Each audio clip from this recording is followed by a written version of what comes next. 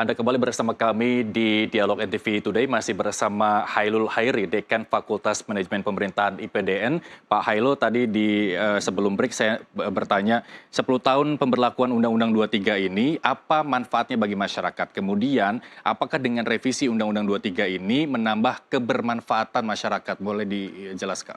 Oh gini, Undang-Undang Pemda itu memberikan ruang kepada masyarakat lokal untuk melakukan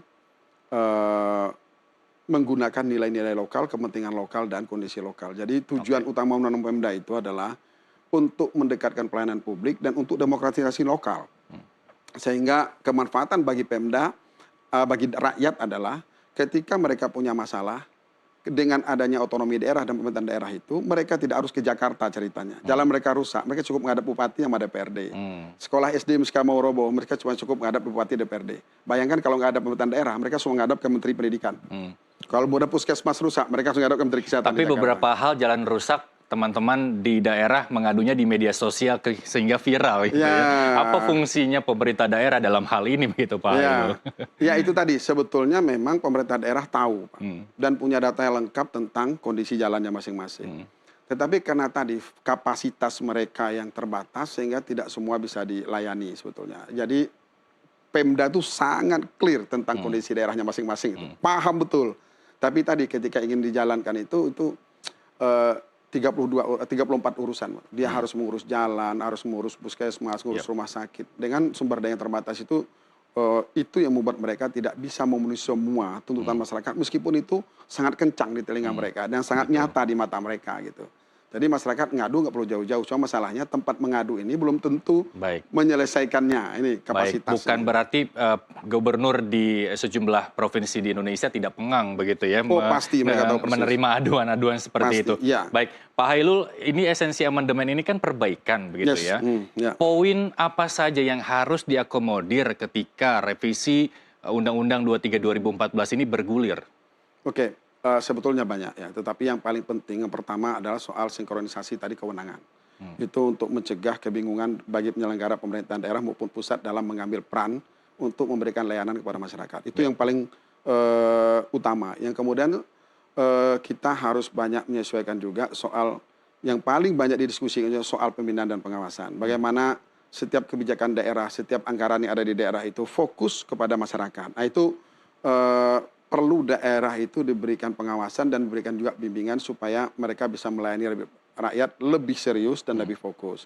Kemudian selain pembinaan pengawasan juga kita mungkin perlu menyiapkan tata kelola yang lebih luas ya, seperti misalnya penyusunan perda, kemudian bagaimana juga perangkat daerah yang lebih efisien, kemudian juga bagaimana pelayanan publik yang semakin efisien dan semakin mudah diakses oleh masyarakat. Itu bisa kita atur dengan beberapa kebijakan yang dipayungi oleh Undang-Undang Pemda, sehingga daerah ketika membuat kebijakan-kebijakan itu sudah ada payung hukumnya yang sekarang belum tersedia. Nanti semua harus disediakan dalam undang-undang baru nanti. Kira-kira demikian. Baik, sejauh ini rencana untuk revisi Undang-Undang 23 2024 ini sudah pada tahap apa Pak Hailul? Sekarang saya kira teman-teman di Kemendagri sedang melaksanakan problem shaping. Jadi melihat apa-apa saja yang diharapkan oleh masyarakat, yang dikeluhkan oleh masyarakat, yang dikeluhkan oleh pemerintah daerah, yang mungkin dikeluhkan oleh pemerintah pusat, semua stakeholder terhadap penyelenggaraan pemerintahan daerah tersebut. Sehingga hasil semua masukan itulah nanti mungkin memperkaya naskah akademik yang akan disusun oleh Kementerian Dalam Negeri. Saya kira Kementerian Dalam Negeri pasti sungguh-sungguh tidak seperti mungkin cepat gitu, tidak harus cepat, karena ini saya pernah katakan menyangkut 2/3 urusan Republik itu di Pemda semua Pak. Jadi kesehatan misalnya pusat tuh ngapain? Cuma rumah sakit tipe A, rumah sakit B, C, puskesmas, pustu, UKM, UKP itu semuanya udah di daerah semua. Jadi sangat penting kita memastikan daerah itu dapat berjalan secara maksimal memberikan layanan yang terbaik. Gitu. Baik, tapi ada kekhawatiran di masyarakat Pak Hailul ketika gubernur, bupati yang mulai tahun depan akan berganti 5 tahun sekali secara serentak di seluruh Indonesia. Kekhawatiran untuk meneruskan program jangka panjang ini akan menjadi kekhawatiran masyarakat. Pasalnya antara gubernur dan bupati ini kadangkali berbeda kepentingan partai politik Oke. begitu. Nah, bagaimana untuk bisa menyatukan kepentingan rakyat yang diwakili oleh gubernur dan kepentingan parpol juga yang mendorong seseorang tersebut menjadi kepala daerah, gubernur dan juga bupati atau wali kota, Pak Hailul? Begini, ada beberapa instrumen Pak ya sebetulnya. Instrumen yang sudah disiapkan misalnya ada dokumen RPJPD. RPJPD itu untuk 20 tahun, nanti yang memandu bupati setiap 5 tahun. Dan kedua juga ada dokumen pemerintah pusat. RPJMN punya pemerintah pusat dan RKP pemerintah pusat yang wajib dirujuk dan harus diikuti oleh seluruh gubernur, bupati, wali kota. Dan yang ketiga yang perlu kita perhatikan, setiap daerah pasti ingin melayani rakyatnya sesuai kebutuhannya. Dan perlu kita pahami, kebutuhan rakyat setiap daerah itu tidak sama. Bapak bisa lihat misalnya kota Yogyakarta itu sudah nggak cerita lagi soal jalan rusak, Pak. Tapi kalau Bapak lihat misalnya Kabupaten Sukabumi, Kabupaten Pandeglang, keriuhan masyarakat yang dikeluhkan paling banyak justru infrastruktur jalannya masih sangat parah. Nah, maka fokus bupati antara bupati Kabupaten A dan Kabupaten B, baik di bidang infrastruktur, di bidang ekonomi, di bidang sosial, itu dapat berbeda-beda. Karena kondisi mereka itu disebut dengan diversity. Daerah itu artinya maknanya diversity, sehingga tidak harus seragam dalam programnya, tapi harus sama dalam tujuannya, yaitu kesejahteraan masyarakat. Programnya harus sama, karena daerah yang jalannya rusak tentu lebih banyak anggaran untuk jalan rusak itu.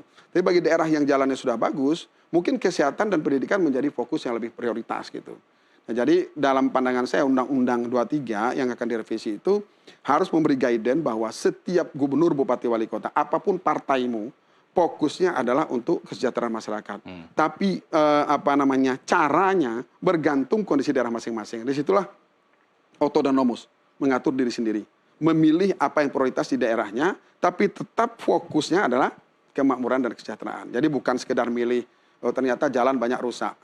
Yang difokuskan adalah misalnya untuk UMKM, yang lebih kepada sekunder gitu. Jalannya masih parah betul. Nah itu mestinya harus kita pandu, dia tidak boleh dulu, ikut ke perdagangan luar negeri, ikut studi banding ke luar negeri, padahal jalannya masih rusak. Nah itu harus kita pandu betul. Baik, Pak Hailul, sayang sekali waktu kita terbatas, tapi saya mau closing statement pernyataan terakhir dari Pak Hailul. Sebenarnya apa harapan dengan adanya revisi Undang-Undang 23 2014 ini? Bukan berarti tidak mengedepankan kepentingan masyarakat begitu ya? Apa yang bisa disampaikan? Jadi setiap kebijakan, siapapun menurut saya pemerintahannya, siapapun partai politiknya gitu ya, pastilah kebijakan itu dirancang dan didesain untuk memastikan bahwa layanan pemerintahan itu hadir untuk memberikan kesejahteraan kepada masyarakat. Layanan pemerintahan bisa berupa barang jasa, berupa pembangunan jalan, puskesmas, rumah sakit, dan seterusnya. Dan juga layanan kebijakan, Pak. Kebijakan-kebijakan yang memberikan dorongan misalnya pro kepada investasi, pro kepada ekonomi untuk tumbuh dan berkembang, pro kepada misalnya usaha-usaha UMKM. Nah itu mestinya semua rakyat, siapapun partainya, siapapun rejimnya, mesti harus melakukan itu. Hanya mungkin dari sisi tadi urgensi yang dipandang oleh setiap rejim itu mungkin agak berbeda. Misalnya sekarang Pak Prabowo makan gratis menjadi penting sebagai salah satu untuk mengatasi stunting. Itu analisis-analisis yang saya kira sangat dinamis setiap partai politik. Tapi tujuan tetap kesejahteraan masyarakat itu. Rakyat juga yang makan itu. Baik, terima kasih Pak Hailul. Apapun yang dibahas di DPR, masyarakat wajib kawal karena tujuan dari penerbitan undang-undang ini adalah untuk kebermanfaatan dan kesejahteraan masyarakat. Terima kasih Dekan Fakultas Manajemen Pemerintahan IPDN Hailul Hairi telah bergabung bersama kami di NTV Today. Dan pemirsa informasi lain masih akan kami hadirkan. Tetaplah bersama kami.